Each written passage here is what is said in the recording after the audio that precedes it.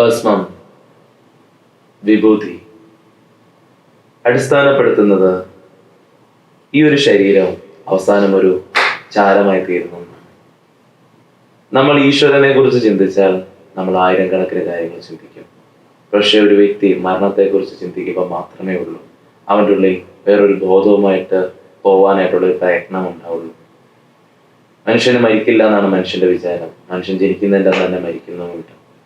ഈ മരണജനന പ്രക്രിയയുടെ അടിസ്ഥാന വശത്തെ അറിയാനായിട്ടുള്ള ഒരു മാർഗമാണ് ശിവസാധന, ശിവ ഉപാസന, ശിവമാർഗം. അതിലൂടെ ഒരു വ്യക്തിക്ക് ആത്മാവിൻ്റെ പരമമായിട്ടുള്ള ലക്ഷ്യത്തെയാണ് അറിയാൻ സാധിക്കുന്നത്. ഈ ജീവന്റെ ഉദ്ദേശത്തെയാണ് തിരിച്ചറിയാൻ പറ്റുന്നത്. ഈ ശരീരം ചാരമായി പോകും, എന്നാൽ ഇതിലുള്ള ഒരു എനർജി, ആത്മ ഊർജം വേറൊന്നുമായി ലയിക്കാൻ പറ്റുന്ന ഒരു മാർഗവുമുണ്ട് ആത്മീയതയിൽ. അതിനുള്ള മാർഗമാണ് ശിവസാധനകളെല്ലാം തന്നെ. നമസ്കാരം.